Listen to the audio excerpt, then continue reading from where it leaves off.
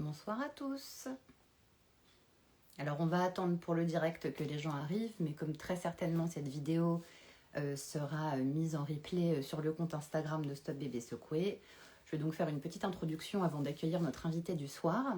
Alors déjà, merci à tous d'être présents ce soir. On sait aussi que beaucoup de personnes nous ont demandé de le mettre en replay justement parce qu'ils ne peuvent pas être disponibles tout de suite et que le fait que ce soit une victime qui soit devenue adulte qui témoigne, beaucoup de personnes attendent d'entendre tout ça.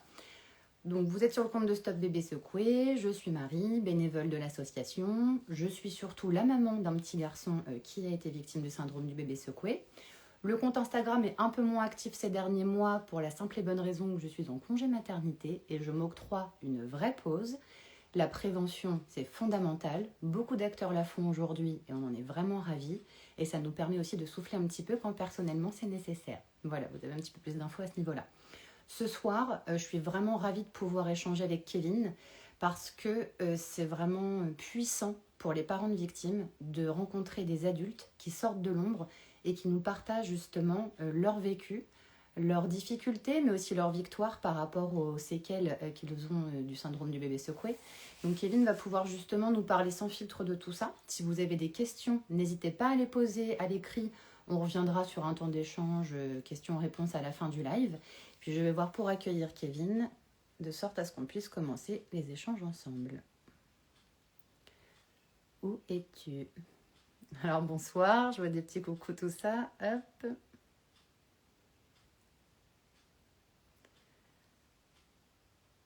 Alors Kevin, si tu as trouvé du coup comment me rejoindre, j'ai vu ton coucou.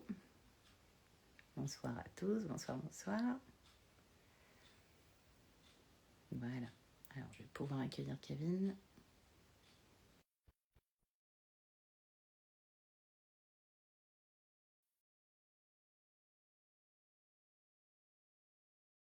Pourquoi on ne te voit pas?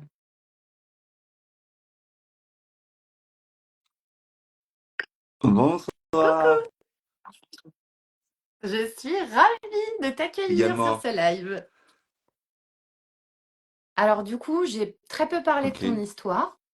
On sait l'essentiel, c'est qu'on te remercie d'être sorti de l'ombre pour apporter un témoignage qui est précieux, qui contribue à la prévention, bien évidemment, parce que nous, c'est notre raison même d'exister, mais au-delà de ça, qui va toucher de nombreux parents de victimes qui vivent quand même dans le doute, dans le questionnement.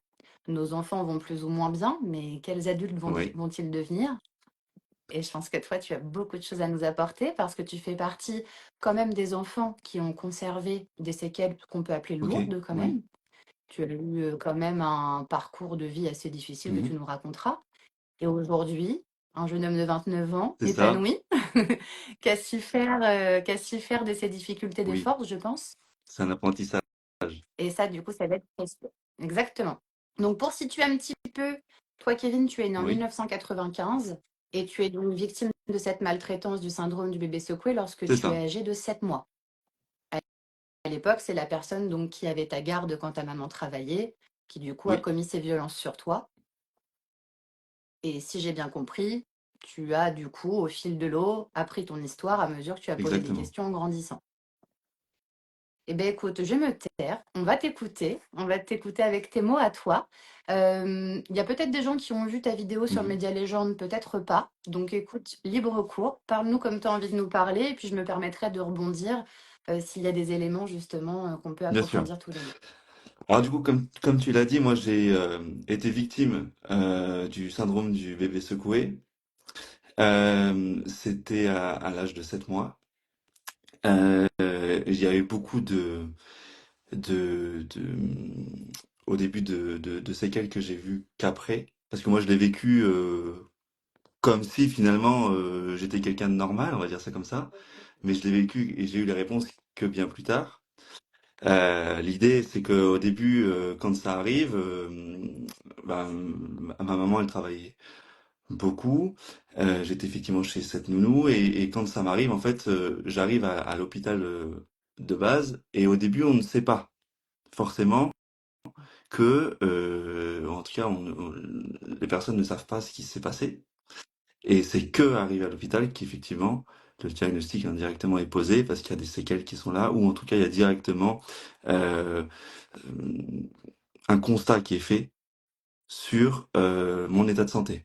À savoir que oui, Je me permets, à l'époque, ça veut dire qu'ils ont quand même été en mesure, assez rapidement, tu dis, de savoir que tu oui, avais bien été victime de secouement, et c'est ça qui avait créé l'état c'est dans ça. lequel tu étais. C'est précieux parce que des fois, les diagnostics sont manqués encore aujourd'hui, et entendre que déjà dans les années 90, des médecins ont su correctement te prendre en charge, parce qu'on en Ouais, meurt du syndrome du bébé secoué. Donc ça veut dire que tu es aussi tombé sur des professionnels médicaux, des praticiens qui ont vraiment eu le bon réflexe de s'orienter c'est vers ça ce exactement. diagnostic-là. Donc j'ai eu ce diagnostic-là posé.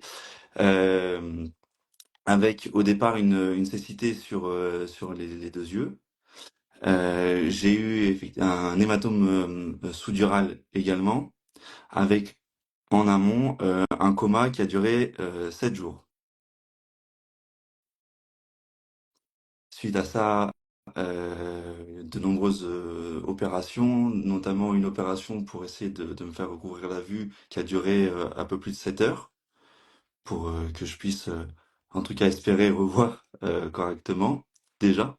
Ce qui a porté ses fruits parce que mon œil droit, du coup, a pu revoir, on va dire ça comme ça, reprendre la vue. Et tout de suite, certains spécialistes ont pris la décision de me cacher l'œil gauche pour que mon œil droit s'habitue, en fait, à la D'accord. luminosité, à Ok. l'environnement, au mouvement, etc. Donc pendant un certain temps dans ma jeunesse, j'avais un cache-œil sur l'œil gauche. Ok. Donc ouais, ouais, c'était j'ai pas de souvenir, j'étais trop petit, mais c'est vrai que voilà, on m'a souvent raconté cette chose-là. Tu jouais les Exact. pirates. Souvent, c'est ce qu'on essaye d'expliquer aux enfants pour dédramatiser aussi ce qu'ils vivent, parce que tu as dit un truc qui est très fort, et c'est beau à entendre, c'est que toi, tu as grandi comme ça, tu as fait avec les séquelles qu'on t'a malheureusement infligées, puisqu'à la naissance, tu allais très bien, mais du coup, tu as grandi comme ça et tu t'es toujours adapté, tu gardes Oui. certains souvenirs et d'autres moins, mais c'est beau, en tout cas, c'est très touchant à entendre. Mm. Donc voilà, donc j'ai grandi dans cet écosystème-là. En fait, j'ai commencé à me poser des questions à un moment où, euh, quand quand je commence à grandir un peu, je joue dans la cour d'école, hein, de façon classique. Alors déjà, je fais des examens que d'autres ne font pas à mon âge, comme des EEG, donc des électroencéphalogrammes par exemple. Donc quand je remarque que je suis le seul à le faire, déjà il y a un premier questionnement qui arrive. Et puis quand on commence à aller sur un aspect un peu plus sportif, je me pose encore plus de questions quand par exemple j'arrive même pas à attraper un frisbee, quoi. Oui, parce que c'est ça, il me semble aussi avoir entendu dans un de tes témoignages que tu avais une C'est difficulté ça. aussi motrice Oui. au niveau de tes mains. Donc il y a une hémiplégie au départ sur le côté gauche de mon corps D'accord? qui s'est déclarée avec un peu plus de 10 ans de rééducation. Ce qui a été assez compliqué à vivre Ben oui. déjà. Et puis indirectement aussi, moi je l'ai vu qu'après, mais pendant un temps aussi, à un moment donné, j'avais une certaine forme, pour moi, c'était comme ça que je le voyais, aussi de culpabilité, non pas pour ce que j'avais, mais parce que je voyais ma maman qui, elle, était toute seule et qui se battait pour que je puisse vivre comme tout le monde, en fait. Et Alors, justement, alors ta maman, j'ai beaucoup de compassion pour elle depuis tout à l'heure, je me dis quel parcours. Mais aussi ta maman, elle a fait le choix, si j'ai bien compris, de ne pas introduire ces violences dans ton quotidien. Tu as grandi en ayant conscience d'être différent. Euh, Tu l'expliquais à mesure que tu grandissais, tu posais plus de questions. Mais il y a eu une sorte quand même d'omerta sur ce qui s'était en passé. fait, je pense qu'il y a eu une forme où c'était pas quelque chose qui était évoqué, parce que peut-être que de D'accord? façon indirecte, il y avait la volonté que je puisse vivre et grandir sans me mettre à l'esprit certaines limitations. Et souvent, quand j'ai des souvenirs de ce qui m'était dit, c'était, bah, de toute façon, t'es comme tout le monde.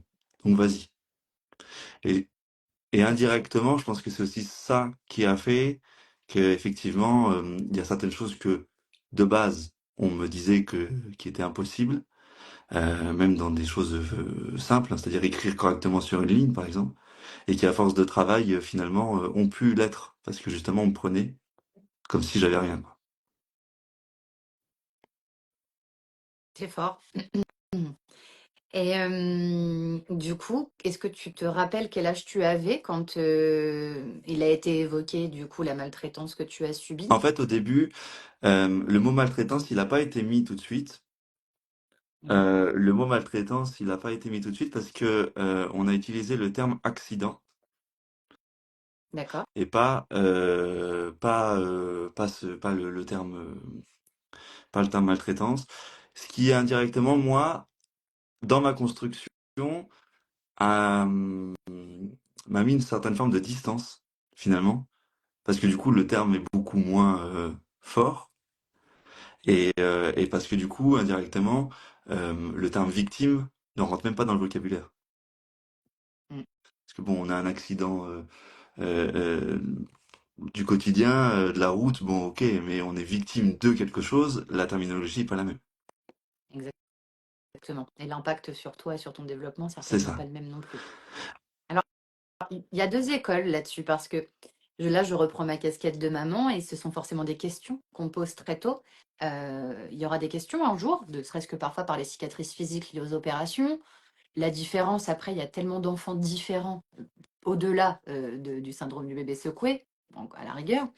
Et du coup, justement, on nous explique quand même à nous que c'est important d'être transparent avec les enfants pour éviter justement de laisser cours à leur imaginaire, de s'imaginer plein de choses. Maintenant, alors, d'un point de vue prévention, le terme accident, on en a déjà discuté tous les deux, Oui, tu sais ce que j'en pense. Maintenant, du point de vue douceur envers son enfant, euh, pour éviter peut-être certaines questions, tu vois, moi par exemple, aujourd'hui, mon fils a 8 ans, et c'est déjà arrivé qu'il me dise, mais qu'est-ce que j'avais fait pour que la nounou, elle me secoue? Et là, je me dis, là, du coup, on lui rappelle bien évidemment que lui n'a rien fait, lui, il était absolument pour rien, mais je me dis déjà, toi, tu es devenu un homme qui s'est construit sans ce statut de victime, comme tu dis, sans le fait de t'interroger sur pourquoi on t'a fait ça, qu'est-ce que j'ai pu faire. Donc finalement, tu vois, je t'écoute et je suis très touchée parce que je me mm, dis, tu as eu cette chance peut-être. Alors peut-être que tu t'es pris comme une uppercut après en grandissant quand tu as appris tout ça, mais en tout cas, tu étais déjà, c'est ça. les fondamentaux étaient déjà là, tu t'étais déjà construit. Peut-être que nous, aujourd'hui, où on nous accompagne davantage dans l'aspect psychologique des choses, bah, peut-être qu'on vient justement trop charger nos enfants, au-delà déjà de leur quotidien pas simple, hein, parce que tu le disais, des fois, le nombre de rendez-vous médicaux la semaine, voilà, c'est fatigant pour eux. Alors, nous, parents, on se met à part, bien entendu aussi, mais quand tu es l'enfant qui part de l'école parce qu'il a je ne sais combien de rendez-vous la semaine, Mm. pas rigolo non plus. Donc voilà, c'est beau à entendre quand même parce que je me dis, quelque part, mince, on t'a un peu caché ton histoire, mais finalement, enfin en tout cas, je sais pas comment ça aurait été si tu l'avais su, mais en tout cas, tu t'es fondé là-dessus, tu t'es Oui, très bien développé. alors l'impact, je le vois maintenant, parce qu'il y a plein de choses D'accord? que de base, on pourrait se dire, tu peux pas, et en fait, ça m'a permis de ne pas avoir cette limite à la fois Mm. physique et psychologique. Parce qu'on pourrait dire, ouais, avec les séquelles physiques par rapport aux repères dans l'espace, par exemple, que je peux avoir, il y a certaines choses que je pourrais, ou que j'ai potentiellement des difficultés à faire, par exemple. Euh, Alors, justement, sur ta vie d'homme aujourd'hui, qu'est-ce que tu gardes comme séquelles? Ça va permettre aussi peut-être qu'on resitue un peu mieux et qu'on comprenne ouais. bah, ton quotidien quand même aujourd'hui, parce Alors, que... sur ma vie d'homme aujourd'hui, c'est drôle que tu emploies ce mot-là, parce que j'ai beaucoup réfléchi à ce qu'était, et du coup, mon image de l'homme en particulier, parce que ça joue beaucoup sur l'aspect identitaire, du coup, et le positionnement qu'on a sur soi et par rapport aux autres. L'impact que ça a, il est multiple. Il est professionnel, il est personnel, il est identitaire. Je mets pas le perso et l'identité dans la même dans la même case, parce que le perso, il y a tout ce qui est relation sociale, et l'identité, c'est tout ce qui est relation à soi. Donc c'est très intime, on va dire, l'aspect identitaire. Mais le positionnement, il est le suivant. En termes de séquelles, j'ai déviation au niveau du champ visuel de 20 degrés. Donc, D'accord. quand je dois faire, par exemple, je prends un exemple hyper simple, je suis allé faire du paddle il y a 3 jours. À chaque fois que j'essaye de tirer dans une balle, euh, bon, soit je tire au-dessus, soit je tire en dessous. Et en fait, faut que je m'entraîne, faut que je m'entraîne, faut que je m'entraîne, ne serait-ce que pour tirer déjà dans la balle. Ça, on pourrait se dire c'est marrant parce que bon, c'est le sport, etc., etc. Mais ça va plus loin. Parce que ça joue sur l'aspect aussi de la conduite, donc tout ce qui est permis de conduire. Ça joue sur l'aspect, du coup, indirectement, emploi, parce que, Parce que du coup, on est d'accord que le permis de exact. conduire, tu ne peux pas le passer. Et donc, sur l'aspect emploi, parce que l'aspect emploi, si on n'a pas le permis de conduire, à un moment donné, si on souhaite évoluer et qu'on on a des postes qui sont amenés à être itinérants, c'est très limitant. Donc, ça nous bride aussi là-dedans. Donc, il faut arriver à trouver une sorte d'équilibre entre ce que l'on peut faire, ce que l'on veut faire et ce qu'on a envie de faire. Très difficile. Et puis, ça joue sur un autre aspect qu'on ne voit pas, qui est sous-jacent à ça, c'est que l'aspect de la voiture, dans notre société, c'est très masculinisé. Aussi, oui. Et de façon Ça, c'est indirecte, vrai. de ne pas pouvoir conduire, indirectement en tant qu'homme, c'est admettre une certaine forme de dépendance à.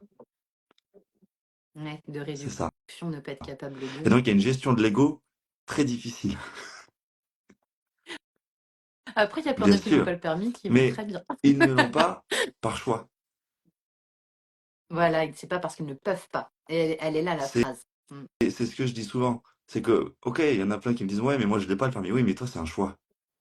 Moi, c'est deux Tu faits. vois, tout à l'heure, justement, tu disais que tu avais entendu toujours que Ouais, tout était possible. Alors, ce qui est génial, parce que pousser nos enfants vers le haut pour pas qu'ils se sentent limités, etc., c'est génial. Maintenant, si on reste factuel, de toute façon, demain, tout est possible. Et non, ce n'est pas possible parce que dans ton cas, il y a quand même des barrières, des choses qui font que tu sais mm, te réinventer autrement, te déplacer c'est autrement, ça. si on prend cet exemple-là. Mais il n'empêche que tu n'es pas en capacité de pouvoir le Oui, faire. dans ce cas-là, oui. Donc, Alors, qu'est-ce que tu as d'autre dans ton quotidien au niveau de tes mains, justement? Tu nous disais tout à l'heure que tu avais fait mm, donc 10 ans de kiné, que tu avais eu, par exemple, des problématiques pour ouais. récupérer le frisbee. Mais aujourd'hui, du coup, est-ce que tu as retrouvé la motricité normale, entre Oui, alors guillemets, j'ai de tes deux mains? retrouvé la motricité à presque 100%. Il y a juste des fois où D'accord? ma main gauche, qui était celle qui était touchée, reste des fois bloquée. C'est-à-dire que des fois, je reste un peu bloqué avec la main fermée. Ça, c'est un D'accord? réflexe inconscient que j'ai depuis que je suis tout petit, c'est comme ça. Mais parce que depuis que je suis petit, des fois, quand je faisais des séances chez des psychomotes ou etc., on passait des heures, ne serait-ce que pour que j'apprenne à faire ça. Parce que j'arrivais pas à relâcher la pression qu'il y avait, musculairement parlant. Et donc, des fois, j'ai cette main qui est un peu là, mais sans être là finalement. Et du coup, effectivement, j'apprends beaucoup plus à faire avec la main droite qu'avec la main gauche. Mais de plus en plus aujourd'hui, j'essaye justement de retrouver une certaine forme de motricité. Donc, je m'entraîne. Je prends beaucoup plus de choses avec la main gauche. Quand je me sers de l'eau, par exemple, c'est hyper bête, mais quand je me sers de l'eau, j'essaie de le faire à chaque fois avec la main gauche. Quand je prends ma tasse de café, vu que j'ai très peu de force dans ma main gauche, j'ai l'impression que même si je la tiens fermement, elle tombe. Donc je m'entraîne. Donc c'est de la répétition, de la D'accord. répétition, Ok. de la répétition. Et donc oui, j'ai presque retrouvé la motricité, mais il y a certaines choses qui sont encore visibles.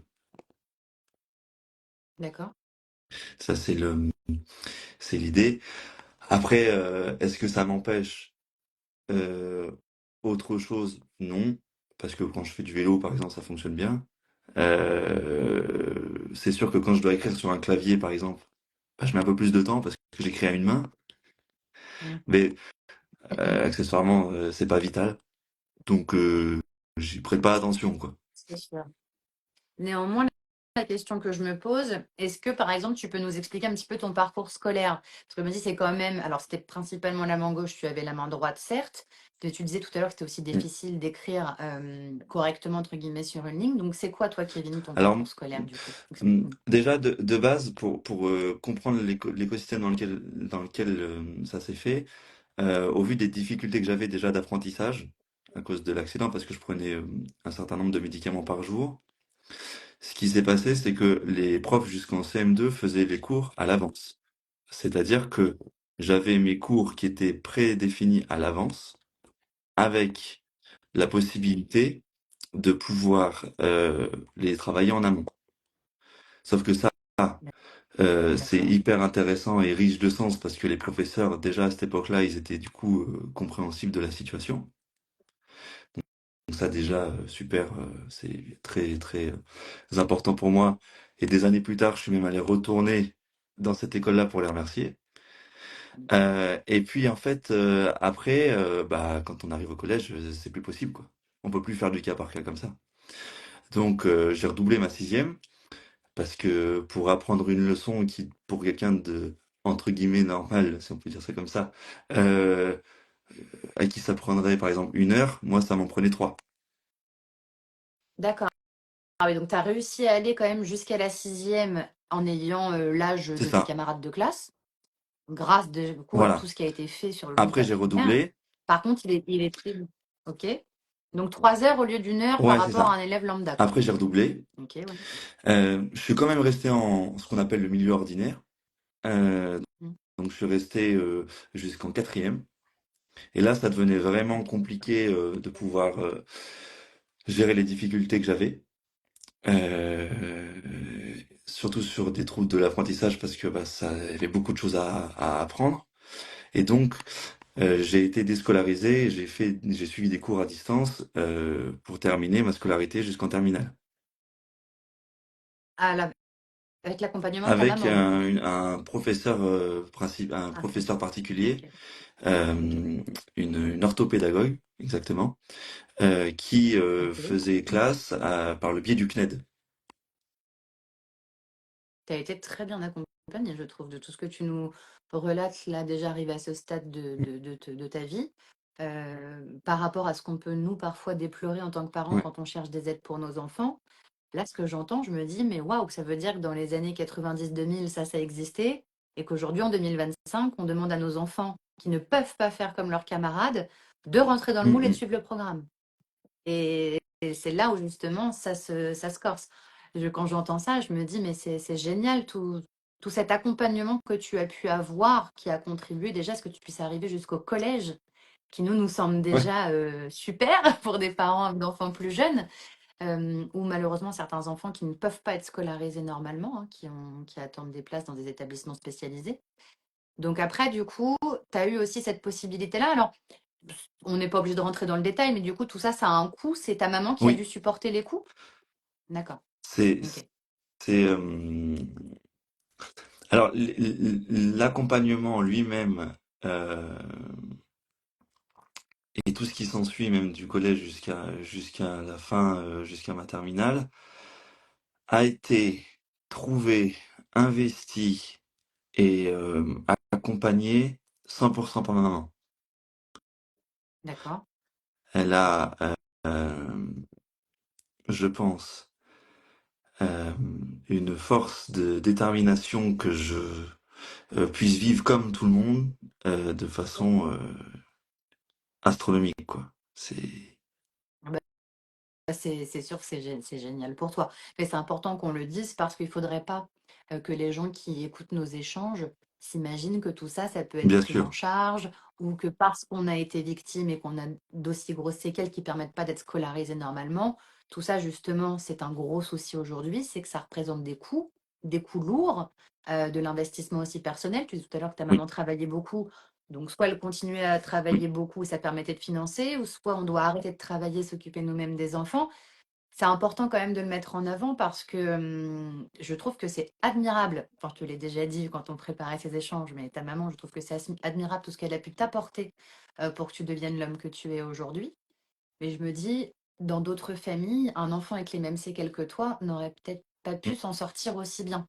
À ce coulement identique, bien à sûr. séquelles identiques, parce que un peu livré à eux-mêmes. Alors après, je sais pas, tu as grandi dans une grande ville, tu J'ai as grandi grandi. sur à côté de Grenoble, sur Saint-Martin-d'Air, mais oui, on peut D'accord? dire Grenoble.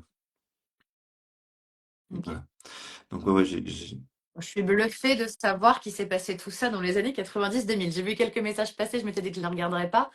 Mais bien évidemment, des parents notamment que je connais qui ont des enfants atteints d'une cécité assez importante et qui, bah, de fait, je pense notamment à une maman dont la petite fille va avoir 10 ans et qui a un niveau scolaire équivalent à la moyenne section et qui cherche et essaye de trouver un maximum d'accompagnement pour sa fille, mais on en parle régulièrement, c'est difficile et financièrement, c'est aussi très Ah compliqué. oui, très- Donc, te voilà du coup c'est scolarisé ça. à la maison, donc jusqu'à la Jusqu'à terminale, c'est ça?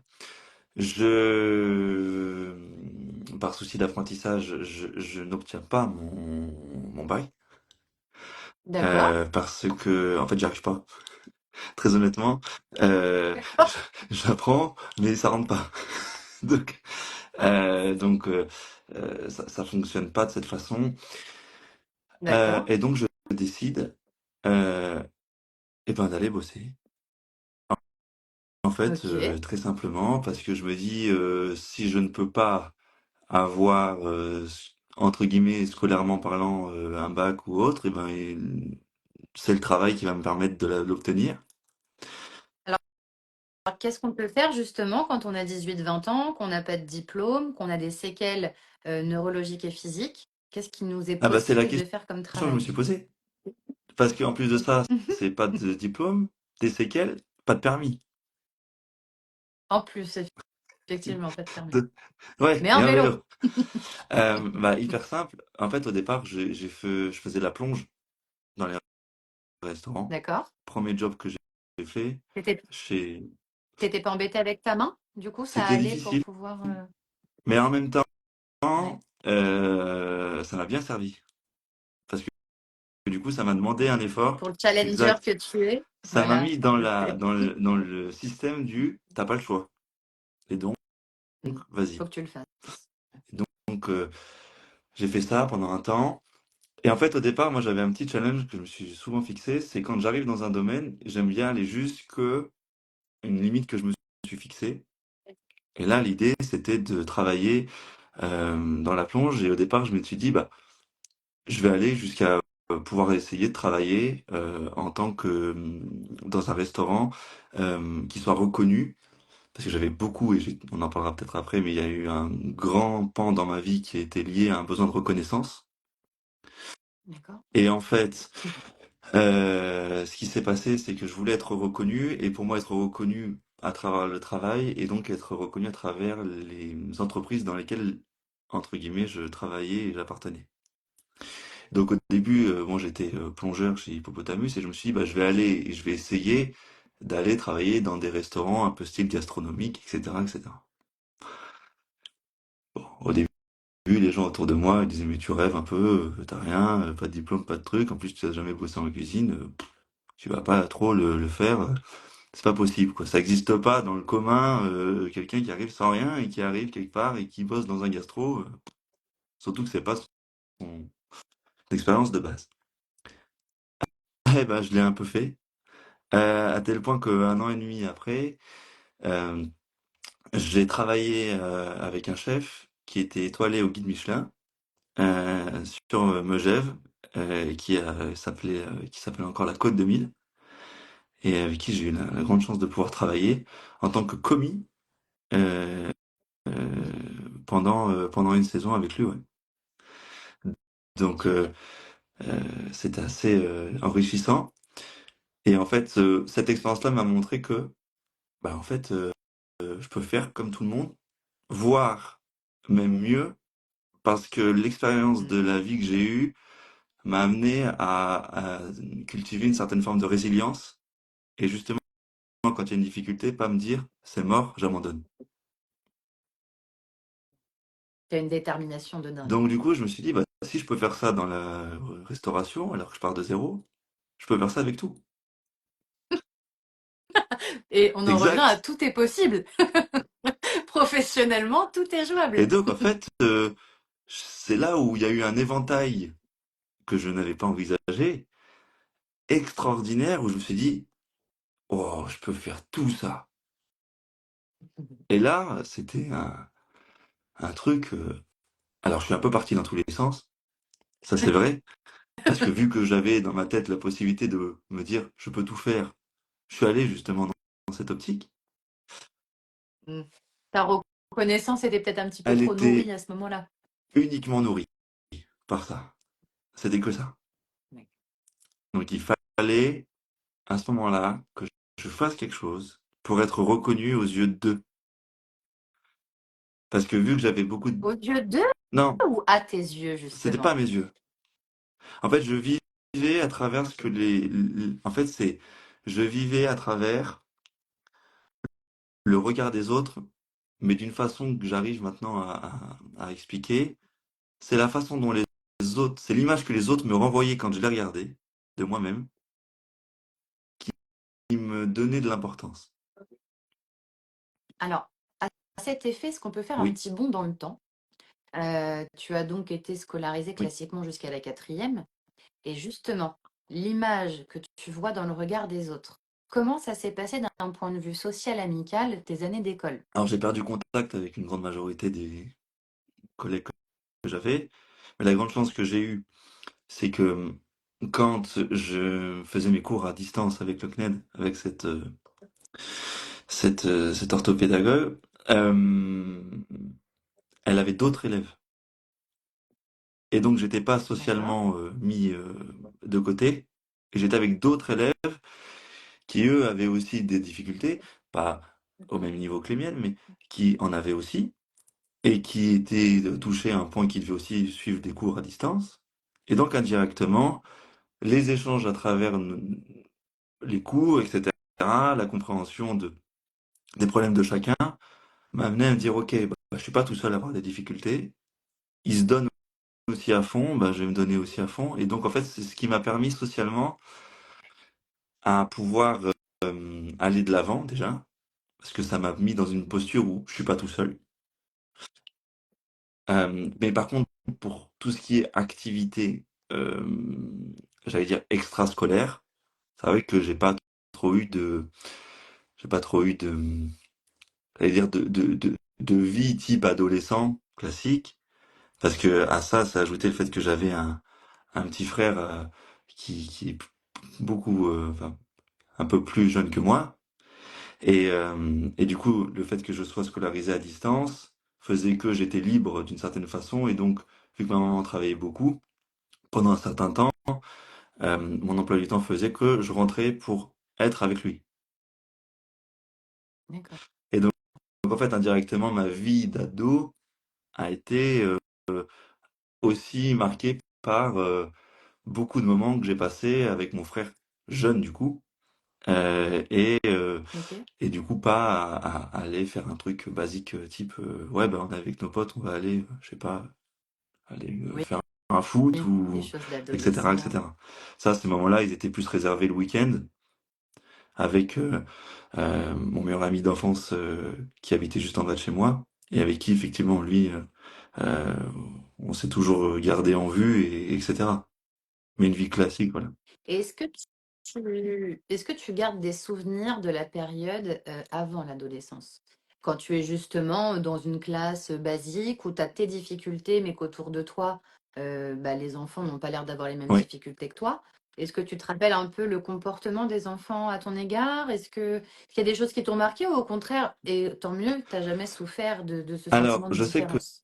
de souvenirs, il y a deux souvenirs qui me reviennent quand tu me dis ça. Le premier, c'est la première fois que la prof m'a dit non parce que j'arrivais pas à suivre le cours et que du coup j'ai un élève à côté de moi qui me dit, qui exprime, si tu fais tout comme nous, c'est que bah tu peux, en gros t'es comme nous quoi. Mais réflexion d'un enfant basique. Lui il me voit dans la cour, il me voit, Alors, excuse-moi, Kevin, ça a un peu bugué. Je ne sais pas ok, si c'est pour tout le monde ou si c'est que pour moi, mais l'image était ok, alors figée et je on n'a pas reprends. bien entendu. Donc, La, la la maîtresse, maîtresse elle elle te me dit dit oui. non et en fait il y a, moi je comprends pas donc c'est pas que je me mets en colère mais je pose la question. Parce que d'habitude, c'était tout le temps oui. Et donc, je pose la question.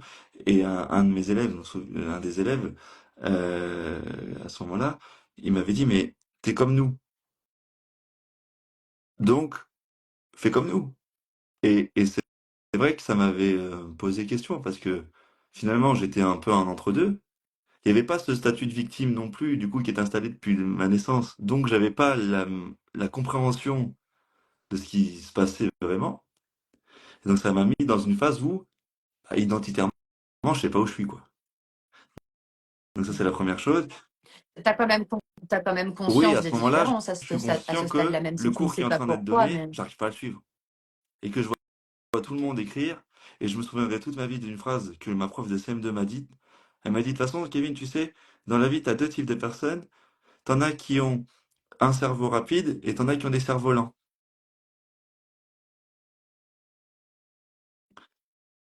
Et quand j'ai compris que quand elle parlait du cerveau lent, elle ne parlait pas de l'objet,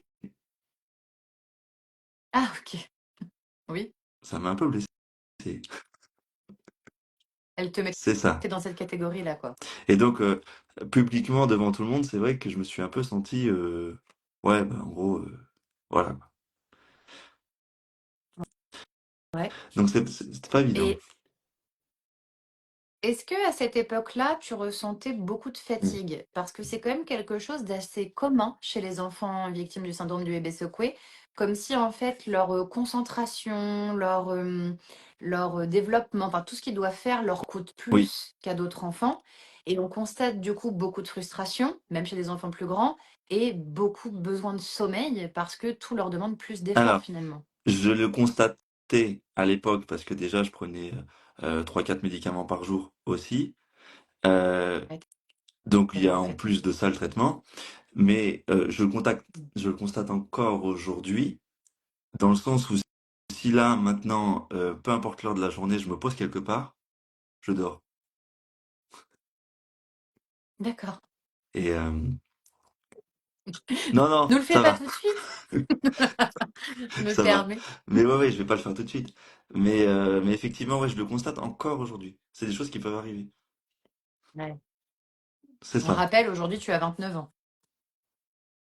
Et tu étais en train de dire ça. En fait, j'ai tellement d'idées qui me fusent de Donc, il y choses avait le qui peuvent premier être point avec intéressantes parce que. la maîtresse quand j'étais en CM2 qui m'a dit ça. Et la deuxième chose aussi socialement, c'est que pendant la cour à l'école, on jouait à ce qu'on appelait la balle aux prisonniers. Ouais. Sauf que je me souviens, bah, personne me choisissait dans les équipes, forcément. Parce que bah, vu que je pouvais pas attraper les balles, bah, je me faisais tout le temps toucher et du coup j'étais un peu le poids lourd de l'équipe, quoi.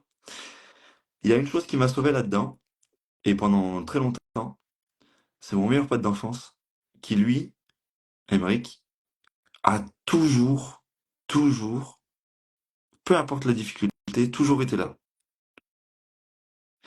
Et même quand du coup j'étais tout seul, je l'étais pas vraiment parce que lui, il restait avec moi. Et ça a été aussi, je pense, mais même jusqu'au collège, hein, euh, l'une des personnes qui socialement m'a permis de me dire, ok, ouais, vas-y, on est ensemble, on y va, quoi. Et C'est beau. c'est extraordinaire, l'impact qu'il a eu dans ma vie, je pense qu'il sait pas. Il sait pas.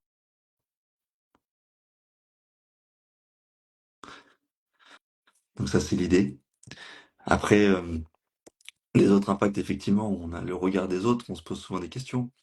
Euh, Par exemple, il y a des choses hyper bêtes, mais à un moment donné, je me sentais tellement exclu que je me souviens encore aujourd'hui de la première fois où une fille m'a fait la bise, par exemple. Mm. C'est des trucs qu'on pense pas. Non, on n'y pense pas. Et d'ailleurs, on en parlera après. Il y a C'est la vie ça. sentimentale aussi. Et en fait, ça, on n'y pense pas, mais ça joue beaucoup. Parce que Bien du sûr. coup, tu Bah oui. parlais de position d'homme tout à l'heure, ça joue aussi dans la construction à l'adolescence. Et, quand les gens y passent, ils sont pas là. Ce qui a été très difficile à ce moment-là, c'est que vu que moi j'ai redoublé, bah, mon meilleur pote de l'époque, Rick, lui, il a avancé. Puis à un moment Mm. donné, il a voulu suivre il a suivi une autre voie et du coup, il est parti du collège pour aller dans un autre. Et à ce moment-là, je me suis retrouvé avec des gens plus jeunes d'un an, avec presque aucun repère. Du coup, Ah oui, Tu t'es retrouvé du coup sur une courte C'est ça, période avant d'être déscolarisé. Tu t'es c'est retrouvé sans ça. ton meilleur copain. Ah Et oui. donc, je me suis retrouvé Tu redoubles la sixième. sans qu'est-ce que je fais, quoi? Qui je suis, quoi? Ouais, T'as perdu ouais, c'est ça. ton repère finalement. Et en fait, à un moment donné, je lui en ai même, à un moment donné, si on devrait être vraiment très honnête, euh, il y a en partie une fond de moi à un moment donné qui lui en a voulu. Parce que j'ai un peu eu ce truc de ouais, tu pars, tu m'abandonnes, quoi. Donc, ça, c'est l'idée. Et puis après, finalement, je me suis vu avoir d'autres relations amicales. Et les gens venaient, et c'était très bizarre parce que je voyais ce qu'on peut appeler les populaires du collège, etc. Toujours se faire remarquer par des comportements un peu border ou des trucs comme ça. Euh, et en fait, il y en a qui venaient vers moi, mais juste parce que c'était moi, quoi. Et ça m'a fait plaisir, quoi. Donc, Ouais. je suis... Pour toi en tant que personne et non pas du fait que tu aies des handicaps ou qu'ils Ouais, aient c'est pas envie de ça. t'avoir dans l'équipe ou se moquer de Et puis toi j'ai de trouvé des n'importe qui. camarades après qui m'ont aidé. C'est-à-dire, ouais, bah viens, on va t'aider à faire ce cours-là. Ouais, bah tiens, il y a là, ce cours-là, je l'ai fait à l'écrit. Incroyable, incroyable Ouais. de tomber sur des personnes comme ça. Je pense vraiment en écoutant ton parcours de vie, je me dis qu'il y a eu, j'allais dire la chance, mais c'est pas forcément le bon terme, mais en tout cas, tu as eu des personnes J'ai eu des personnes qui étaient incroyables là au bon sur ton moment. chemin. Mm. Donc ouais, ouais. Ouais, C'est beau, mais ce qui c'est est très très beau. bizarre, c'est que de façon indirecte, même si j'étais entouré de cette façon, j'ai toujours eu, au fond, un vide. Parce que D'accord. finalement, vu qu'on est seul à vivre cette propre situation, euh, bah, quand il y a personne, finalement, on se retrouve face à soi, quoi. Et en fait, même quand on est face à nos difficultés, on est face à soi-même. Et on peut pas les exprimer. À ce, à ce moment-là, quand tu as conscience de ressentir un vide, est-ce que c'est quelque chose que tu vivais déjà comme ça à l'époque ou que tu as compris en vieillissant? Je l'ai compris en grandissant, euh, pour deux raisons. La première, c'est que il y a un facteur euh, il y a un facteur qui a drastiquement joué sur l'aspect reconnaissance et le fait que je me pose cette question-là, c'est que à ce moment-là, j'ai compris que mon papa était parti à ma naissance. Et donc, en fait, D'accord. euh, quand mon pote est parti, Ah oui. bah, j'ai fait un transfert. Des questions que je me posais pas avant sont arrivées. Et le rejet également. Et donc, en fait, tout ça mélangé, Donc là, on est ouais, dans l'aspect identitaire, c'est comme ça. tu disais tout à l'heure. Mais finalement, alors, je me permets, mais à ce moment-là de ta vie, en fait, tu rencontres une problématique que plein d'autres enfants, malheureusement, pourraient rencontrer, mais qui n'est pas nécessairement en lien avec ce C'est que tu as ça, vécu et ton exactement. état du Ça a moment. Oui, amplifié, mais d'accord. ça a pas, c'est pas en lien de façon directe. Mais mon avis, du coup, sur ce que je ressens à ce moment-là, il est aussi corrélé avec ça. Bien sûr, bah oui, ça fait partie C'est intégrante de ça. toi et de ton histoire. Et donc, en fait, à ce moment-là, de façon très bizarre, je commence à m'en vouloir. Pa- Parce D'accord? que je vois tout ce que ma maman subit dans le sens euh, des efforts qu'elle fournit, des heures qu'elle compte pas, etc., etc. Je vois tous les efforts qui sont faits pour moi, et en même temps, d'un autre côté, j'ai une forme de rejet de qui je suis. Et donc, je grandis toujours dans un entre-deux. Est-ce que j'ai le droit d'être là, ou est-ce que finalement, ma place, elle n'est pas vraiment légitime, quoi. Et je grandis comme ça pendant très longtemps, jusqu'à, je pense, mais Ça pèse lourd sur les épaules, c'est pas hein? évident. C'est pas évident. Et en fait, ce qui fait qu'en fait, depuis très tôt, je me pose des questions euh, qui sont plus qu'existentielles, quoi. C'est-à-dire que moi, je suis dans la cour de récré, je dois avoir 15, 16 ans. Je suis là, par terre, je suis tout seul. Et je me dis, mais qu'est-ce que je fais là, quoi? À quoi je sers, quoi? Et j'ai 15, 16 ans, quoi. Alors, est-ce que tu penses, alors d'ailleurs, je ne sais pas si c'est le cas aujourd'hui à 29 ans, est-ce que tu as déjà rencontré d'autres personnes qui ont vécu ce que toi tu as vécu, qui ont été secouées à la naissance et qui ont gardé, enfin, à la petite enfance, pardon, et qui ont gardé des séquelles Euh, quand même assez importantes? non, j'en ai pas rencontré. J'ai échangé, alors quand je dis rencontré, je parle physiquement. J'ai échangé Oui, oui, c'était aussi avec ça. certaines personnes qui ont été victimes du syndrome du bébé secoué, uniquement soit par le biais de parents qui sont D'accord. parents de victimes ou de victimes qui eux-mêmes Qui ne sont vivent pas victimes, mais qui sont directement. un peu plus jeunes que moi. Et est-ce que tu penses que justement, si plus jeune tu avais rencontré, mais quand je dis rencontrer, c'est partager du temps, partager des discussions, partager un moment de jeu, partager des choses simples, est-ce que tu aurais pu justement te sentir un petit peu moins perdu dans qui tu es, qu'est-ce que tu fais là, ou c'était vraiment pas du tout en lien avec ça? Je pense que dans un premier temps, ça m'aurait permis de voir que je suis pas tout seul dans la situation, et donc mettre un petit peu du sens aux épreuves que je surmonte à ce moment-là. Euh, mais indirectement, j'aurais peut-être aussi mis une certaine forme de comparatif si la personne était plus âgée, dans le sens où, ok, il peut avoir cette vie-là, bon, moi aussi. Oui, ou Ou inversement, inversement, ça peut être il est très c'est ça. limité et je vais être limitée. C'est à double tranchant.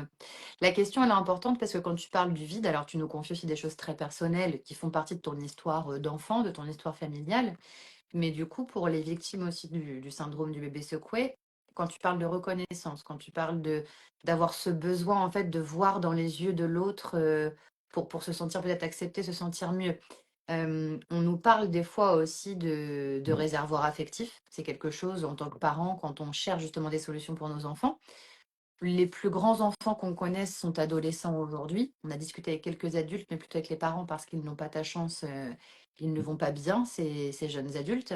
Par contre, on retrouve ça à chaque fois, ce sentiment de vide. Et justement, alors je ne sais pas comment ta maman le vivait à l'époque, si tu en discutais avec elle, mais d'un point de vue parent accompagnant d'un enfant secoué, c'est difficile aussi de trouver comment remplir tout le temps ce besoin, sans trop en faire aussi, parce que ça reste des enfants aussi classiques, on ne peut pas non plus tout faire tout le temps. Mais aussi, c'est quelque part triste. Et en fait, on a quand même remarqué que quand on arrive, même s'ils ne sont que deux, mais à leur faire passer des moments où, bah, ok, on est différents, bah, moi je suis limitée sur ça, toi tu vois pas, bon, ça ne nous empêche pas de jouer tous les deux. Puis on partage un truc, c'est que bah, quand on était petit, on a été secoués. Et alors, je ne vais pas parler de manière générale parce que je ne vis pas avec tous les enfants, mais moi, en tout cas, j'ai senti vraiment cette différence quand mon fils a commencé à fréquenter d'autres enfants victimes du syndrome du bébé secoué. Ça lui a permis aussi de voir que bah, parfois, il avait de la chance par rapport aux séquelles qu'il avait. Et que bah parfois, ah oui, donc mais moi je pourrais peut-être faire ça aussi si je travaille un peu plus. Donc c'est pour ça que je t'entendais dire ça peut être bien comme ça peut être moins bien, ça va dépendre. Par contre, effectivement, les faire rencontrer avec des grosses différences d'âge, c'est peut-être un peu compliqué aussi. Si ce n'est que j'ai bien envie de faire voir tes vidéos à mon fils parce que le tout est possible et je me dis mais j'espère, je suis très touchée quand je t'entends parler des belles rencontres que tu as fait. Ta maman aussi, je pense, qui a vraiment été incroyable en détermination et en soutien pour son enfant. Du coup, bon, elle n'est pas là, on va pas parler à sa place, mais j'imagine qu'en plus, déjà, être maman solo, c'était déjà pas simple. En plus, avoir son bébé 7 jours dans le coma, tout ce qu'on a dû lui annoncer, la pauvre à l'époque, se relever de tout ça, j'imagine que ça a dû. Alors, tisser vos liens encore plus forts, très certainement, mais en plus, être extrêmement Ouais. compliqué pour elle. Très honnêtement, alors je vais faire en sorte de pas forcément parler pour elle, mais je me dis que c'est encore un peu difficile. Ah bah, ça C'est ça. doit faire partie d'elle à jamais, même si elle te voit Mm. réussir, je pense qu'on peut employer ce terme-là. Tu nous expliqueras un petit peu plus aujourd'hui quelle est ta vie, mais en tout cas, tu as un homme épanoui, tu as un homme qui a appris à faire avec ce qu'il a, avec ce qu'il est et avec un champ de Mm. possibilités devant lui. Euh, on a parlé déjà un petit peu de tout ça. Tu avais dit qu'il n'y avait pas de souci non plus à parler Bien de la vie sûr. sentimentale. Tu as glissé tout à l'heure que tu te rappelais de la première fois où une jeune fille t'a fait la bise. Et donc, bah, comment ça se passe quand on est aussi un peu différent, qu'on n'est déjà pas choisi pour aller du coup jouer à la balle aux prisonniers? Donc, si tu es à une fête et qu'il y a un slow, ou comment ça se passe tout ça? Déjà, il faut Dis-nous. y être à la fête. Mais sinon, euh, moi, j'ai favorisé, euh, j'allais dire des rencontres uniques, dans le sens où il n'y a pas ce truc de flirt avec différentes personnes pendant X années de ma vie, et puis après, bon, je rencontre quelqu'un, je me pose. Euh, Ça a été la première fois où je me mets en relation avec quelqu'un de façon concrète. J'ai 17-18 ans, assez jeune. Assez jeune quand même. Et en fait, ça dure un peu de temps, ça dure un an et quelques à peu près. Mais au bout d'un an, je me sépare parce que euh, ce qui se passe, c'est que je me rends compte que ce que j'aime chez cette personne, ce n'est pas la personne en elle-même, c'est l'image que j'ai quand, et qu'elle me renvoie quand elle me regarde. C'est la validation qu'elle me donne qui fait que je l'apprécie. Tu avais déjà compris tout ça à 17 ans ou c'est le Non, travail de c'est le mensuel travail qui sur t'a moi permis de ensuite, après que comprendre j'ai tout ça? compris. Parce que sinon, Sinon, tu étais sinon je extrêmement suis. mûr comme jeune homme. Voilà. Mais je comprends que, euh, en tout cas, je ressens surtout qu'il y a quelque chose qui va pas. De, D'accord. Tu dis voilà. déjà, il y a quelque chose de qui Et va pas puis dans en plus cette relation de ça, il y a quelque vis-à-vis chose qui se enfin, passe, c'est que de moi, toi. vu que j'ai pas de limite et qu'elle avait un cursus qui était un peu tracé, on va dire ça comme ça, je comprends aussi que dans nos vies, on prenait deux chemins qui étaient totalement différents. Et donc j'ai pris la décision de dire, bon, euh, si on prend deux chemins différents, autant arrêter tout de suite plutôt que de laisser perdurer et que finalement ça fonctionne pas dans 3 4 ans parce qu'on aura pris des chemins qui sont totalement différents. En tout cas, à 17 ans, le fait d'avoir des problèmes de motricité et d'avoir un champ visuel réduit, Non, ça ça n'a n'est pas donc été pas un un frein. frein Au alors que début, tu es ça a quand été même un frein relativement jeune à sur 17 ans. peut-être l'image que j'avais de moi-même et l'expression de moi-même, la confiance en moi. Euh, Forcément, j'ai dû passer par des explications. Parce que je fais tomber des objets, parce que je suis un peu maladroit des fois, parce que, etc., etc. Parce que c'est un peu 17, 18, 19 ans, c'est l'âge où on est censé aller vers passer le permis, etc., etc. Et donc, quand on rencontre la famille, il faut expliquer l'histoire, et puis vous savez, et puis... Donc, c'est lourd à la fois psychologiquement, parce qu'à chaque fois, on retombe dans une explication, et en fait, indirectement, on se met dans une forme de justification de qui on est. Et puis en même temps, ça me met pas de limite dans l'aspect émotionnel parce que bah, je peux le faire comme tout le monde, quoi.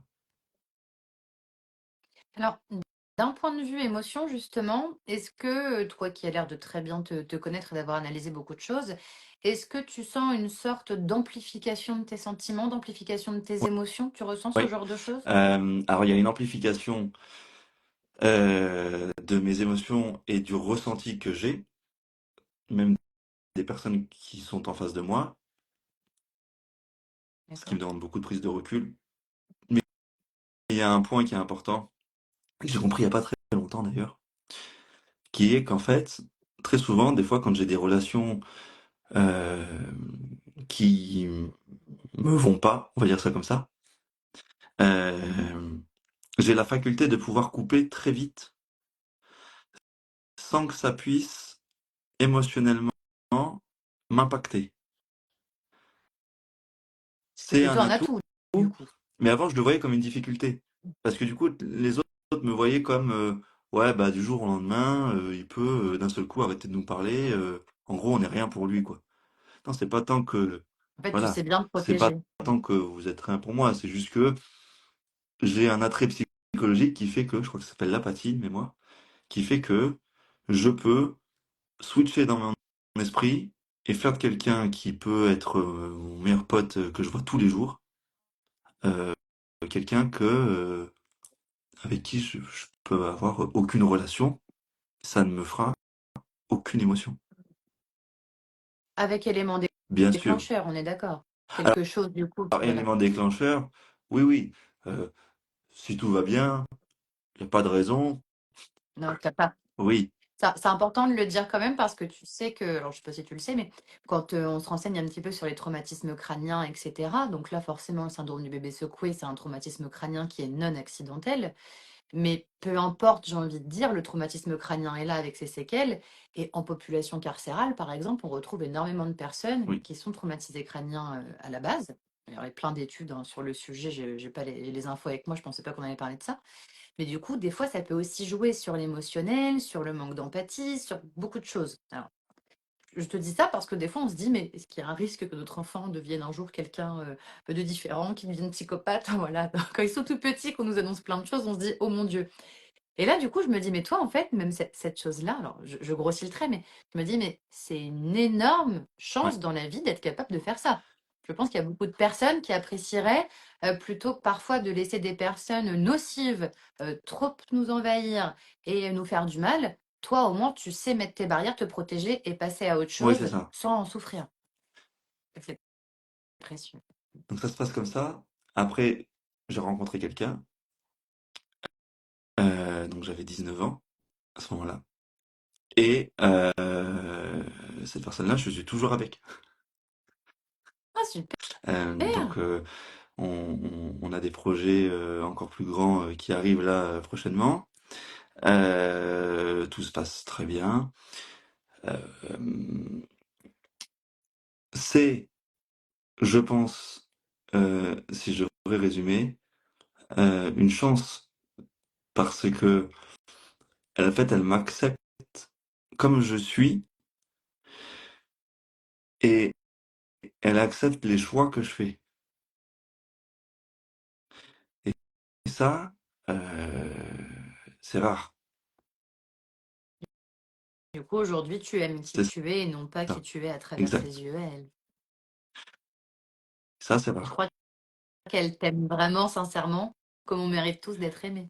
Bah, c'est même pour ce que je suis, non pas pour ce que je fais.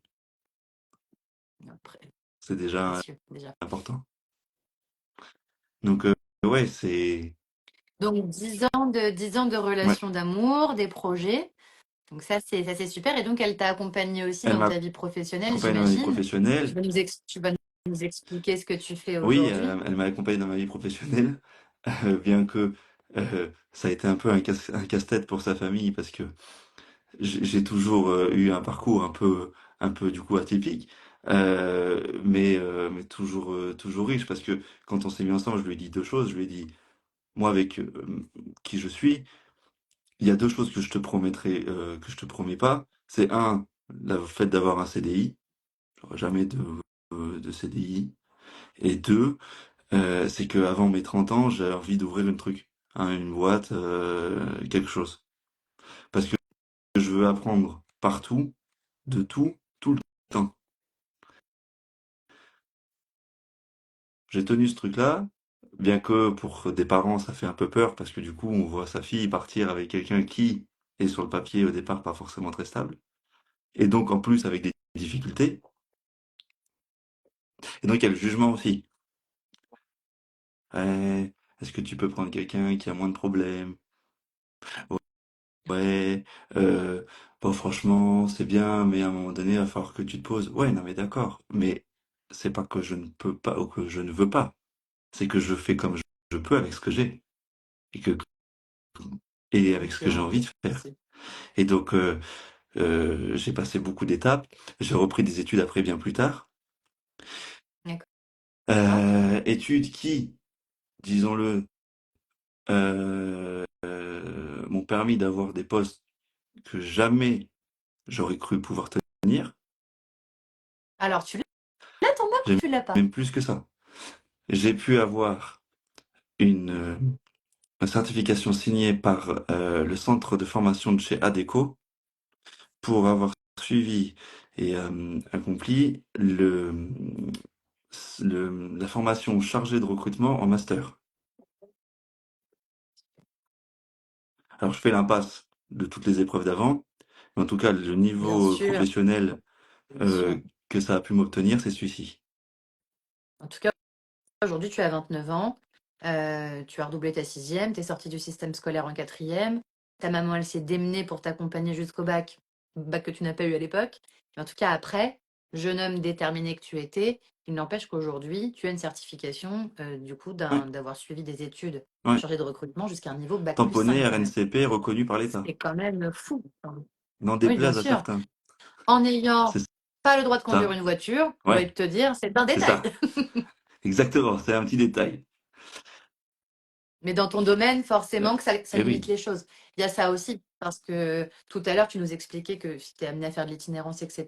C'est pour ça que je t'ai demandé où tu habitais, parce que c'est quelle identique en fonction du fait que tu habites ce sera plein Paris ou que tu habites en pareil. province, c'est déjà différent. Et là, effectivement, le milieu professionnel duquel tu nous parles C'est demande ça. effectivement des déplacements aussi. Ouais. Sauf que ça n'a pas duré très longtemps parce que le milieu professionnel est un peu complexe des fois de par l'ego de certains. Et que pendant un certain temps, dans mes entretiens, même dans des rendus de rendez-vous, j'ai pu entendre des Ah, bah, on a les chiffres de ce mois-ci, on va vous les rendre. Et puis devant 15 personnes, on me dit très clairement Ah, bah tiens, tes chiffres, ils sont pas mal pour un handicapé. Donc là, il y a deux façons de réagir. Soit on le prend hyper personnellement, et en plus, on a cette forme de rupture des émotions, c'est-à-dire qu'on peut arriver à faire que quelqu'un soit rien du tout, et donc on pète un plomb dans le sens où on s'énerve.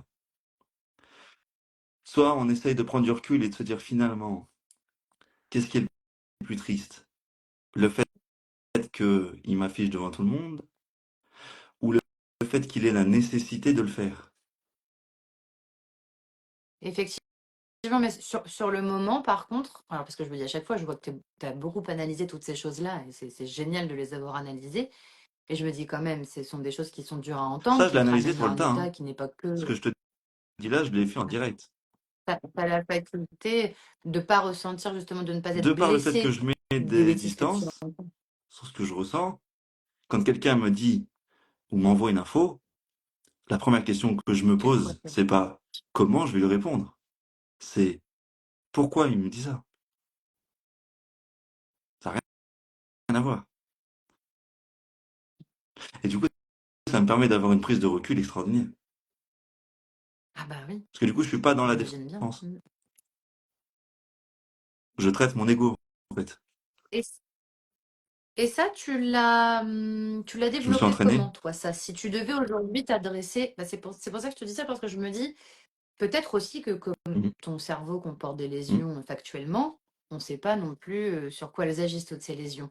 Mais là, tu parles d'entraînement, donc du coup, si toi, tu avais aujourd'hui un message à laisser à des jeunes enfants en difficulté, qui font peut-être partie de ceux qui ne sont pas choisis dans les équipes de ballots prisonniers, etc., au-delà du champ des possibles, etc., mais qu'est-ce que tu pourrais leur dire pour que ces enfants-là se protègent davantage du regard des autres, qu'ils ne soient pas dans qu'est-ce qu'ils vont répondre, mais pourquoi l'autre est comme ça avec moi?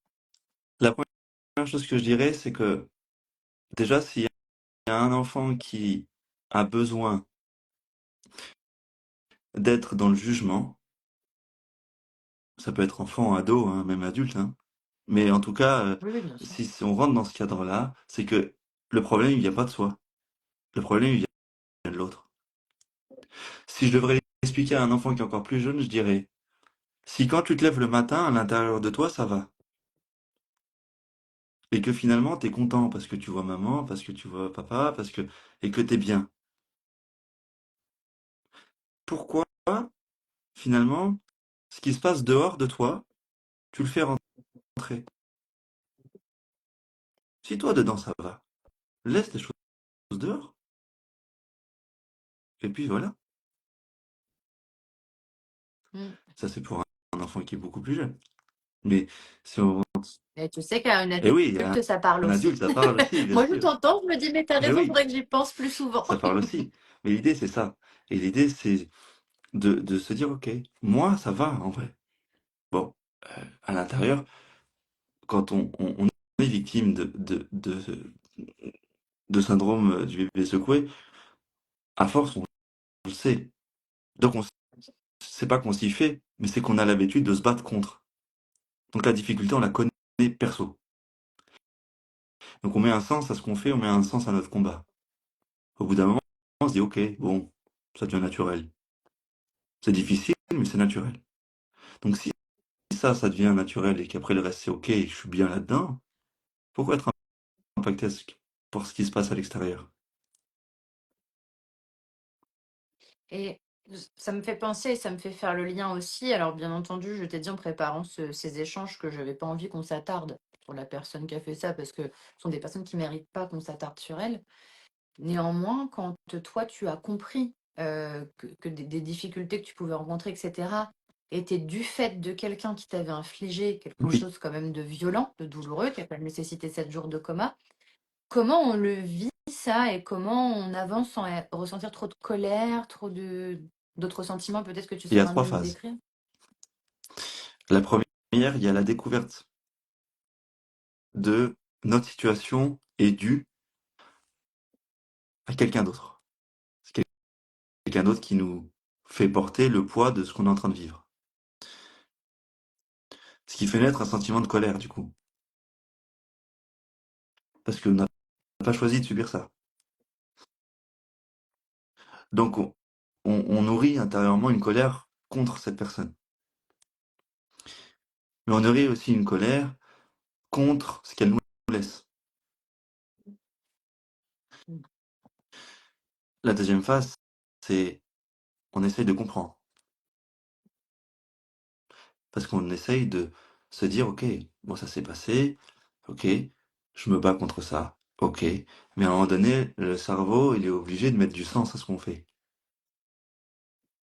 Parce que écrire pendant 10 ans sur une feuille, ça me fait pas marrer. Et donc, je suis obligé de mettre du sens. Et d'essayer, et c'est même très bizarre, de comprendre la personne qui a fait.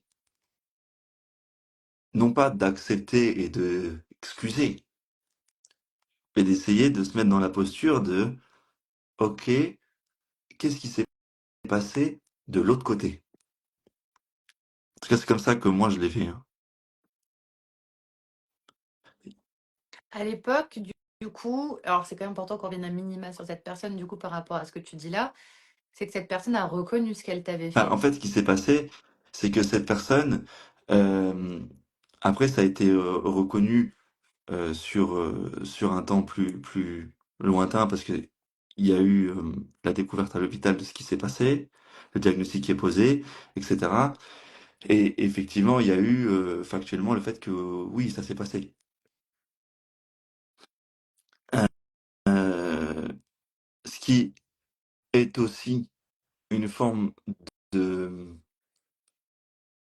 d'existence et de validation des faits. Ah bah, ce qui est extrêmement précieux, je pense, d'avoir une certitude. Alors, le diagnostic est posé, donc là-dessus c'est certain, mais il existe malheureusement aujourd'hui beaucoup d'enfants qui n'ont pas le droit à une justice. Alors, tu fais partie des enfants qui n'ont pas le droit à une justice, mais en tout cas des enfants qui ont eu l'information que oui, cette personne a fait ça. Alors, on n'a peut-être pas le pourquoi, on n'a peut-être pas le comment, on n'a peut-être pas tout ça, mais en tout cas, oui, c'est cette personne. Il n'y a pas eu un champ des possibles ou des interrogations. Tu t'es jamais demandé si c'était ta maman, ou tu t'es jamais demandé si c'était quelqu'un Non, d'autre, ou voilà. Ça, c'est important quand même. Est-ce que tu penses qu'elle était dans une forme de déni aussi, cette personne, de ce qu'elle t'avait fait ou... je pense que je sais pas si c'est du déni, c'est peut-être ouais, on peut appeler ça du déni, mais c'est pas quelque chose qui est un acceptable et deux euh, obligatoirement elle a dû passer par une forme de déni. Alors, on rappelle un peu quand même, puisque tu l'as dit dans d'autres vidéos, et je pense qu'on les partagera aussi en lien. Dans ton affaire en particulier, il est quand même prouvé que cette personne est en Oui, instabilité psychologique. Ce qui reste quand même assez atypique puisque, il n'y a pas de c'est portrait ça. robotype des secoueurs certes, mais c'est pas nécessairement des gens avec des problèmes psychiatriques non plus. Demain, il peut y avoir un homme très bien, un papa, du coup, peut-être aimant, mais qui, du coup, se met dans une posture de domination, Mm. etc., vis-à-vis d'un bébé, et qui passe à l'acte, alors qu'hier encore, il avait pu avoir, par exemple, un autre enfant Oui, précédemment et que ça se passe très bien. On connaît malheureusement des affaires comme ça.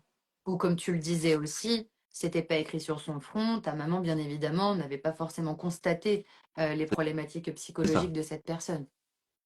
Donc l'idée, oui, c'est ça.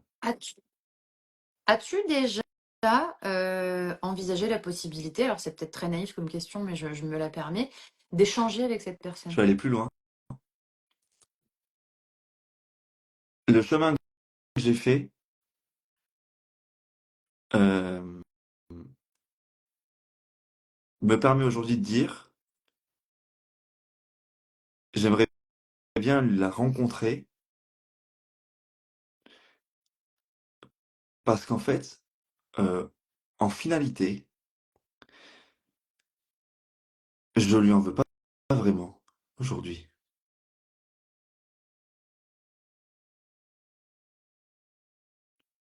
Parce que si j'avais pas eu cette histoire, cette euh, maltraitance-là, j'aurais pas le vécu que j'ai. Et quand je vois aujourd'hui un grand nombre de personnes qui finalement se déterminent uniquement par ce qu'ils font et qui ont plus de 45, 50 ans et qui vont vers quelque chose qu'ils ne voient pas parce qu'ils se sont complètement coupés de l'émotionnel et de toutes ces questions-là existentielles, et ben je me dis finalement, dans cette histoire, il y a aussi de la chance.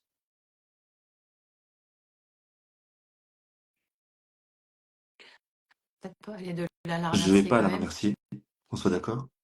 Voilà, Mais, mais c'est ce très que je veux noble dire et par c'est là, c'est extrêmement que touchant ce que je t'entends dire. euh, ça fait partie du chemin. Toi, tu te dis que justement, et d'ailleurs, toutes ces choses-là, C'est tu en ça. as fait des forces. C'est certainement ça aussi.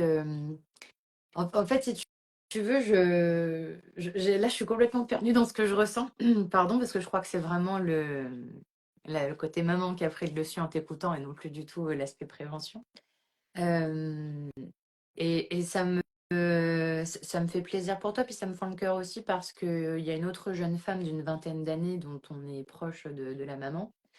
Et puis bah, cette jeune femme-là n'a pas eu la chance que toi t'as eu. Et aujourd'hui, je me dis justement, des fois, peut-être que ces enfants-là qui sont devenus des adultes qui vont mal, je me dis toujours, est-ce que, enfin, je ne sais pas, avoir des explications, avoir des réponses, mais je me dis en fait, toi, tout ce chemin, tu l'as fait en grandissant, tu l'as fait en travaillant sur toi-même.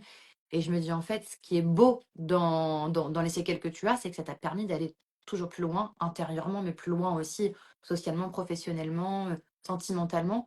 Et je me dis, et en fait, tu fais partie, on parle toujours des statistiques des bébés secoués, donc dans les années 90, je ne les connais pas malheureusement, mais je pense que tu fais quand même partie des enfants qui ont eu des séquelles. Parfois, on les amenuit, mais elles sont quand même là, elles sont très présentes, elles sont handicapantes. Mais pour autant, ce sont des séquelles qui t'ont porté. Ta maman, elle s'est donnée à fond derrière toi. Enfin, vraiment, tu lui diras de ma part, vraiment qu'elle a mon admiration d'avoir pu faire tout ça pour que tu sois l'homme que tu es aujourd'hui. Mais je dis, je pense aussi que tu as eu beaucoup de chance dans les Ouais. parties de ton cerveau qui sont touchées. Alors, c'est horrible de dire ça parce qu'on n'est pas dans ton quotidien et je sais que tu peux pas passer le permis de conduire. Et je sais qu'il y a plein de choses difficiles, donc je me sens un peu aussi horrible de dire ça. Mais je me dis, les échanges qu'on a ce soir, ils sont puissants, ils sont forts. Et en fait, je suis en train de penser à d'autres victimes qui sont peut-être un petit peu plus jeunes que toi, mais qui n'ont pas du tout cette possibilité-là. Et je me dis, en fait, c'est ça. C'est ça qui est Oui. important aussi que le cours tienne ce soir. C'est que les secouements, en fait, c'est une loterie. Les bébés, ils sont secoués, pas toujours de la même façon, certes, mais on ne sait pas s'ils vont devenir des hommes épanouis comme toi. Si malheureusement, une semaine après, ils ne sont plus là parce que les parents ont dû les débrancher et qu'ils sont au cimetière, ou s'ils pourront jamais vivre comme n'importe quel enfant ou adulte. Il y a aussi beaucoup de parents qui s'interrogent, que va devenir mon enfant quand il va me survivre, quoi faire, dans quel centre les inscrire. Ouais. Donc voilà, tout ça, je trouve en tout cas que c'est super et je me dis au contraire, si demain tu es OK pour qu'on envoie des victimes vers toi pour que tu les Ouais, drives et tu pourquoi les pas, challenges, bien sûr. ce serait chouette. es porteur d'un beau message en tout cas. Euh, on va revenir quand même rapidement sur ce que tu fais aujourd'hui d'un point de vue professionnel. Et puis après, comme le live est déjà commencé depuis plus d'1 heure, on va regarder un peu parce qu'il y a eu pas mal de Oui, choses écrites. Il y a peut-être des questions qui pourraient être intéressantes de rebondir. Donc je te laisse nous expliquer quand même ce ok. que tu fais aujourd'hui, Kevin. Je vais le faire simple.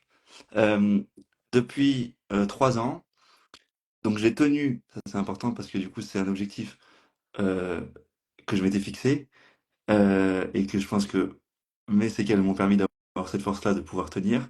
J'ai tenu l'engagement que j'avais donné à ma conjointe il y a presque 10 ans. J'ai ouvert un cabinet sur Saint-Gilles-Laval à côté de Lyon où en fait je fais de l'accompagnement. Alors ça touche à la fois de l'aspect thérapeutique et à la fois de l'aspect un peu plus coaching. J'aime bien faire les deux parce qu'en fait, quand on fait de l'accompagnement thérapeutique, on part du passé pour revenir au présent. Et quand on fait du coaching, on part du présent pour aller vers le futur. Et en fait, c'est un peu le mixte des épreuves et de l'histoire qui est la mienne. J'ai dû mettre des mots sur ce que j'ai vécu pour comprendre ce que je vivais à l'instant présent, tout en gardant une sorte d'objectivité de ce que j'ai encore à accomplir, en mettant des missions claires pour pouvoir atteindre les objectifs que je m'étais fixés. Et en fait, du coup, j'ai créé le cabinet dans cet état d'esprit-là. C'est un petit peu une expansion de qui je suis. Et c'est un peu ce que je fais aujourd'hui. Enfin, un peu, pas du tout, c'est complètement ce que je fais aujourd'hui. Et j'ai des personnes qui viennent aujourd'hui, quatre coins de la France. J'ai des personnes en visio qui viennent prendre des séances en Corse, par exemple. Le plus loin que j'ai fait, c'est des accompagnements pour des personnes qui sont Berlin, Dubaï, etc. Donc c'est vraiment quelque chose qui est hyper gratifiant déjà. L'aspect reconnaissance, il est forcément comblé là-dessus. Et puis, il y a un aspect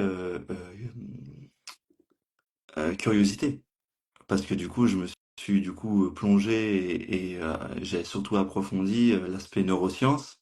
Et du coup, j'ai pu mettre aussi plus de mots sur ce que j'ai. Et donc, indirectement, plus le cabinet avance, plus je travaille sur moi aussi. Et donc, j'ai envie de dire, finalement, ce cabinet-là, ça a été un peu comme une forme de seconde naissance pour moi, si on peut dire ça comme ça. Parce que c'est à partir de là où j'ai pu vraiment redécouvrir toutes les facettes de qui j'étais. En ayant une sécurité de me dire, OK, cette fois-ci, on va pas me mettre dehors, quoi. Et puis cette fois-ci, C'est ça. c'est moi qui Je décide. suis maître de ce C'est que pas je moi. fais, de ce que je peux dire et de ce que j'entreprends. Voilà. C'est un très beau message. J'ai vu que c'était passé à l'écrit. Je vais remonter un peu justement voir s'il y a des questions, mais j'ai vu quelques messages passer du fait que que tu étais porteur d'un beau message, mais ça, c'est certain. Attends, je suis remontée au tout début. Je cherche du coup les questions. Alors, j'ai vu quand même dans l'aspect question que quelqu'un avait demandé si la personne avait reconnu les On faits, a mais donc répondu, tu ouais. es venu sur sur cet aspect tout à l'heure. Alors, il y a des parents aussi qui te remercient de témoigner. Ça, effectivement, c'est très précieux, comme on te le disait. C'est assez rare aussi. Euh, Deux petits cœurs de soutien.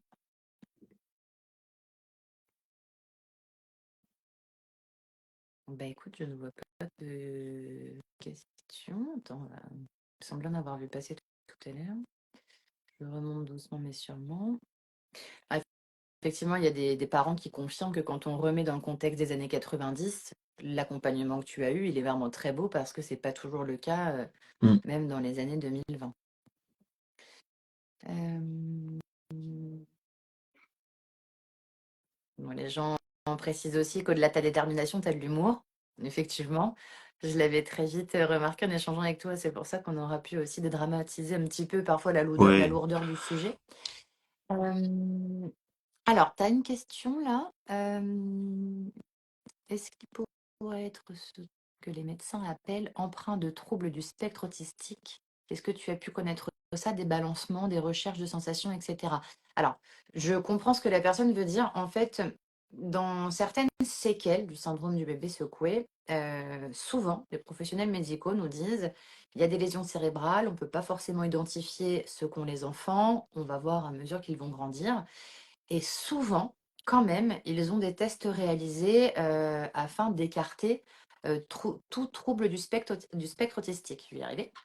Et de plus en plus, c'est un discours qu'on entend en tant que parent. On nous dit en fait qu'il y a des emprunts, que les victimes du syndrome du bébé secoué empruntent des troubles. Est-ce que c'est des choses que tu as entendues, toi, ce genre de discours? Alors, bon, la période n'est pas la même, et maintenant que tu es adulte, donc j'imagine que tu es plus suivi pour ce biais-là, du Non, moins. j'ai jamais, euh, j'ai jamais entendu ou en tout cas, on a jamais évoqué ce type de sujet, ouais, c'est ça. Évoqué. Avais-tu du fait des recherches de sensations dans les membres, avec ta peau, un besoin de toucher, etc., un besoin de Non, sentir, d'accord, pas non, de non. balancement particulier ou autre. Ok.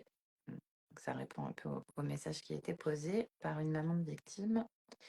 Euh, alors, au centre où est suivi mon fils, il m'indique qu'il a certainement une sensation de vide difficile à compenser. Son réservoir affectif ne serait jamais comblé et ça se traduit par un besoin de le combler sans cesse par toutes sortes de choses matérielles ou relationnelles. Ça fait à peu près écho à ce que tu disais Oui. tout à l'heure, du coup, à cette période de ta En vie où tu as eu ce fait, besoin. l'idée, avec le recul, je parle essentiellement avec du recul.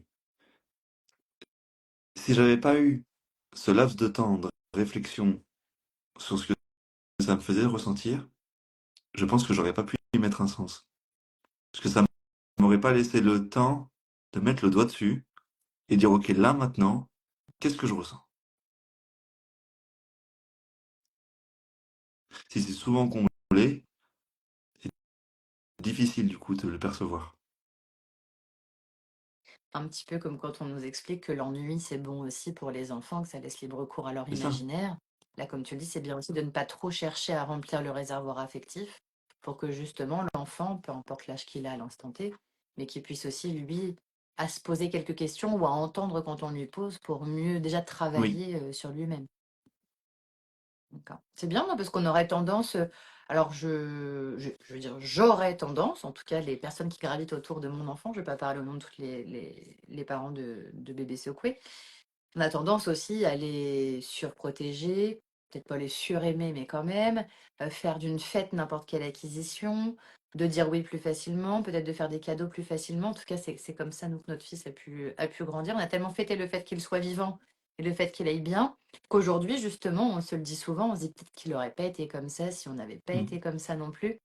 Et donc, ça fait partie aussi de ça, de ce réservoir affectif. Comme tu dis, c'est bien aussi peut-être de prendre un peu de recul et de les laisser voir séquelles ou comportements des proches vis-à-vis des enfants. Parce que, alors là, on va pas partir de, je suis pas assez calée en psychologie, mais en tout cas, c'est quand même un ressenti à travers les années à discuter avec d'autres parents. Il y a les séquelles véritables du cerveau. Et puis, il y a aussi le contexte dans lequel Mm. les enfants grandissent. Est-ce qu'ils ont l'info de ce qui leur est arrivé ou non? Est-ce qu'ils ont été retirés à leurs parents ou non? Est-ce que c'est quelqu'un en dehors du foyer qui m'a fait du mal ou est-ce que c'est par exemple mon papa? Enfin, ça fait quand même une grosse lourdeur pour les enfants de grandir avec tout ça. Et puis ceux qui ne le savent pas, peut-être comme ça a été le cas pour toi, il y a aussi tout ce qu'on leur apporte, peut-être même sans qu'ils le demandent tout l'attention qu'ils peuvent avoir parce qu'on les observe différemment, que ce soit d'un point de vue amour, cadeau, etc. au sein du foyer, ou que ce soit aussi d'un point de vue médical, parce que c'est quand même des enfants, tu l'as dit plus tôt et c'est vrai, Mm. qui voient quand même beaucoup de médecins, beaucoup plus, on s'attarde davantage sur eux, sur leur manière Et d'écrire, de se ça comporter, crée, etc. s'il y a un trop au niveau de cette chose-là, si on peut le formaliser comme ça habitue en fait la personne et le cerveau au fait que tant qu'elle a un problème, elle a de la présence. Le jour où il y a moins d'attention, ça devient compliqué. Et du coup, dans la construction jeune ado, jeune adulte, ça deviendrait encore plus complexe. Parce que du coup, en tant qu'enfant, on n'a pas appris à être face à soi et à ce qu'on ressent pleinement. Oui. On est encore immature peut-être, et puis peut-être que les gens qui nous entourent n'ont pas ce C'est réflexe ça. de nous inviter à faire ça non plus. Alors, je vois d'autres questions qui sont un petit peu plus peut-être enfin, personnelles. qui se concentre un petit peu plus sur certains enfants. Si tu es d'accord, je pense que je donnerais facilement Bien aussi sûr. tes coordonnées professionnelles. Tu as ce double aspect qui peut être aussi intéressant parce que tu as vraiment, je Mm, pense, des outils aussi à donner à ces enfants ou aux parents si les enfants ne sont pas en mesure. Euh, Vraiment, merci.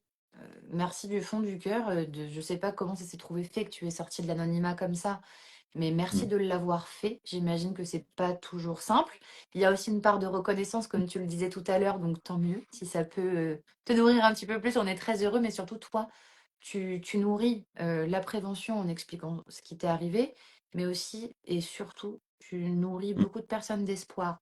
Ce soir, il n'y a peut-être pas que des gens qui viennent pour la prévention, il y a aussi beaucoup de personnes qui sont concernées de plein fouet. C'est quand même un tsunami quand un enfant est victime d'une maltraitance comme ça. Il y a alors forcément des choses que moi je ne maîtrise pas. Il y a le fait de perdre son enfant qui est extrêmement compliqué, donc on laisse ça aussi en dehors parce que là on est justement dans l'évolution et comment vivre, grandir du mieux possible avec tout ça. Et puis il y a aussi nous, accompagnants, comment être du mieux possible pour ne pas mettre de frein, ne pas limiter, ne pas imposer des peurs ou des angoisses qui sont les nôtres. Parce qu'en fait l'enfant, et tu l'as dit dès le début, bah, lui il est comme ça en fait. Qu'il sache ou qu'il sache pas son histoire, il est comme ça. Faut s'approprier un petit peu aussi les choses derrière, à mesure, s'adapter aussi à mesure du Oui, bien développement et de sûr. l'âge de l'enfant. Mais j'ai trouvé ça vraiment passionnant d'échanger avec toi. Je croise les doigts pour que le replay fonctionne parce que je sais qu'il y a beaucoup de parents qui souhaitaient t'entendre. Et je pense que tu seras professionnellement contacté par bon nombre d'entre nous Merci. prochainement. Merci beaucoup en tout cas de m'avoir accueilli. Donc on peut, ben, je t'en prie, avec grand plaisir, et puis on aura Bien peut-être l'occasion sûr. de le refaire. On peut dire aussi que là, tu as du coup tourné une vidéo Oui, avec Doctissimo, exact. du coup, à l'occasion de la journée nationale du Oui, syndrome du bébé secoué. exact. Donc le 5 Oui, avril, ça c'est sort le 5 diffusé, avril, c'est ça? effectivement. Super, et ben écoute, on repartagera ça Eh ben, aussi c'est avec top. grand plaisir. C'est top, c'est super. Et ben écoute, mille Merci merci. beaucoup. Je me permets de t'envoyer un gros bisou de loin au nom de tous les parents de victimes qui avaient hâte de t'entendre. Tu m'as émue. Vraiment, c'est pas, ça s'est trop vu, j'ai essayé de le cacher, mais j'étais assez émue. Là, effectivement, il y a tout le bénévolat, mais ce bénévolat n'existerait pas si on n'était pas de plein fouet concerné par tout ça. Merci par ce que tu fais. Ça va peut-être pas forcément permettre des gens d'empêcher de passer à l'acte, j'espère, mais bon, on va arrêter de croire que tout ce qu'on fait, c'est suffisant pour empêcher aux gens de faire du mal comme ça. Mais merci parce qu'en tout cas, je pense que tu feras beaucoup de bien à tous les enfants qui vont pouvoir grandir et je leur souhaite de Eh ben, grandir merci sous. beaucoup. Allez, on t'embrasse et puis on va Ouais, essayer de repartager tout ça en replay pas de comme on souci. se l'était dit. Et bah bonne Merci. soirée à tous, merci pour vos questions. N'hésitez pas à contacter Kevin, de toute façon on va remettre les liens. Encore merci à toi et puis Merci au beaucoup. plaisir. Au revoir. Au revoir Kevin.